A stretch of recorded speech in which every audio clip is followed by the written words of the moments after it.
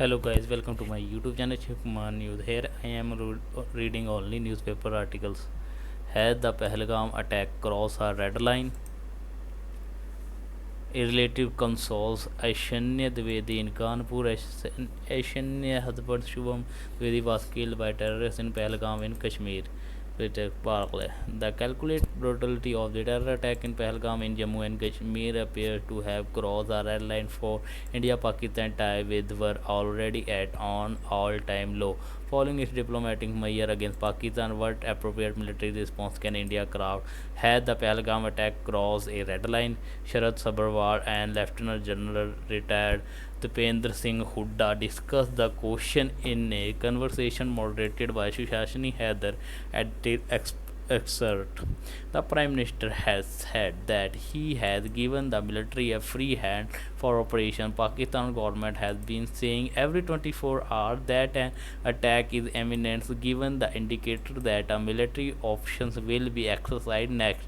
Should you say that all non-military options have been exhausted? Sharat Sabharwal. There seems to be no diplomacy between the two countries at the moment. We know that some other countries, notably the USA, have said that they are in touch with both sides and have urged them not to escalate matter. But what would it take for Pakistan to do something which would be acceptable to our government, which would then move us toward de-escalation? There is nothing of that king on the horizon. The government has to take into account the strong public sentiments on the issue, the record of what was done in 2016 in Uri and in 2019 in Pulwama, India's surgical strike and Balakot strike in response, and the expectations now that there will be some finite action. Lieutenant General retired Dipendra Hooda. I think some non-military options are still on the table, such as international pressure, especially on Pakistan, to back off. But the statements coming from Pakistan, such as Indian blood will flow through the Indus, are very hostile. I don't see any give from the Pakistan side. Therefore, if there are no option left, then some sort of use of military forces seems the only way forward. I would not read too much into the free hand that has been given to the forces. Obviously, the military has always had a free hand in preparing for any action. In 2016, when we are planning the cross-border operation, the government did not interfere at all in the planning, but the military cannot move when it wants. Whatever it is contemplated must get political approval. Would a Pakistan offer to assist with the investigation, as was the case in 2008 after the Mumbai attack, and then in 2016 after the Pathankot airbase attack? De-escalatory assets. There has been no such offer from Pakistan this time. There is complete denial, and there are belligerent statements being made. Pakistan Army Chief Asim Munir is a hardliner going by his speeches and public pronouncements. After Pathankot, it was Pakistan Prime Minister Nawaz Sharif who made the offer, but he was helpless in front of the army chief. The investigation went nowhere. In 2008, a lot of international pressure was built up on Pakistan, especially because nationals of other countries also got killed in the attacks in Mumbai.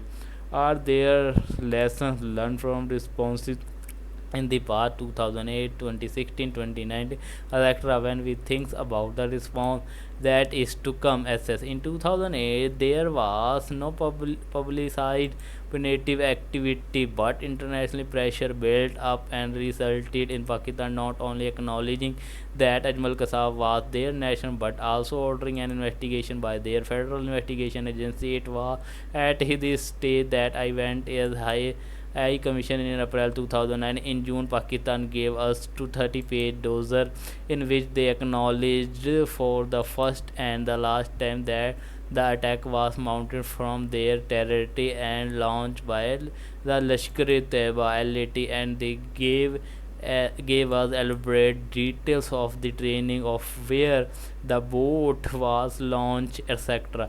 They took 7 people into custody and launched a prosecutions in an anti-terrorism court, all of which offered as a way toward de-escalation. We resumed dialogue in March 2011, and in 2012 we saw the lowest level of violence along the line of control (LOC) in Jammu and Kashmir since the turn of the century. This is not something that necessarily offers us an options for today, as it is not clear whether Pakistan would be willing to admit what it did, or whether that will alone be acceptable to the Modi government. LGDH in 2016, we had planned for a re-escalation, but Pakistan said nothing happened and did not retaliate or to the surgical strike. The Pakistan response to the Balakot strike in 2019 thought as that there would be retaliation after that. After 2090, Pakistan strategies have written about a strategy of quid pro quo plus, that is reacting in an equals manner plus a little more. In India does something so as we contemplates action now. We need to prepare for that. In 2019 we had not looked at this as enough, so there was a hasty reaction to Pakistan retaliation. We need to see what is the lowest level of military force which can be considered a success from our side. People have suddenly started talking about taking POK, Pakistan occupied Kashmir, talking POK. That is far fetched. Even after 2019 he had the 2021 LOC ceasefire negotiation. In 2024, External Affairs Minister Jaishankar traveled to Islamabad for the Shanghai Cooperation Organization (SCO). Also, he did not hold bilateral dialogue to such a measure, and as well as said, the primary challenge we have now in China, our responsibility on that side of the borderline of actual control have grown. I believe it is in our interest to keep the western border as calm as possible. At the moment, it is very volatile because of what has happened. We cannot leave the SCO just because Pakistan is part of it, or because China has an active role in it. We must think of larger consideration. LGDH ceasefire in 2021 made strategic sense.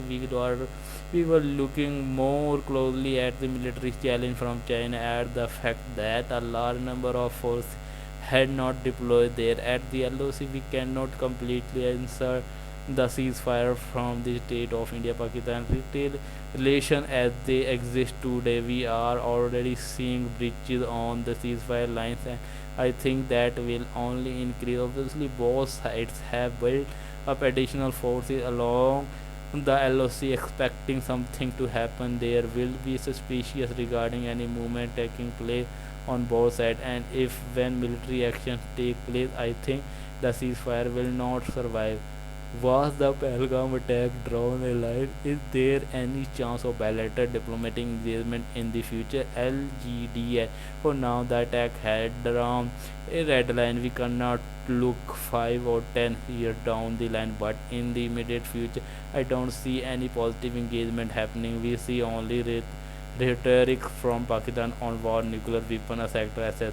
My reading is that the trajectory of this relationship, even beyond the resolution of this crisis, remains somewhere. Diplomacy had taken a complete backseat for the various reasons. First, our terror and talk cannot go together policy. Second, Pakistan's unreasonable demand, which it stick to, that India must withdraw the Article 370 move for any bilateral engagement. The two countries are dependent entirely on security, deterrence, and cooperation to manage the relationship. Ideally, cooperation should be a means to an end, with its impact being leveraged at some stage through dialogue and diplomacy to bring the adversary to a more desirable state. I don't think permanent peace between India and Pakistan in on the cards given the nature of Pakistan state. Our aim should be manage this relationship at the lowest possible level of pain, because if it is a journey of creation and creation become an end in itself, that create an environment that is prone to violate our security. Forcing protests as virulently against most of that volatility, but there is always a chance of the enemy getting through. Given all this, what kinds of military response would you suggest? As it is up to the government to decide. Both the government and the armed forces should be free to choose the peace and time of action, but it preferred able to do it without publicity if it is possible, as that would reduce chance of escalation. When you publicize action, you force the other side to further action. Given the imperative of public statement, LGDH, it is not to the government. I agree that the more we hype our action, the more pressure there will be on Pakistan to retaliate. Both the government and the armed forces should be free to choose the place and the time of action, but it is preferred to do without publicity if it is possible, as that would reduce chance of escalation. Sharad Sabharwal. So guys, this is today video. Please like, comment, share, and don't forget to subscribe my YouTube channel for further more update and more video, plus bell icon for notification. Thank for watching. We meet in tomorrow next video. Jai Hind.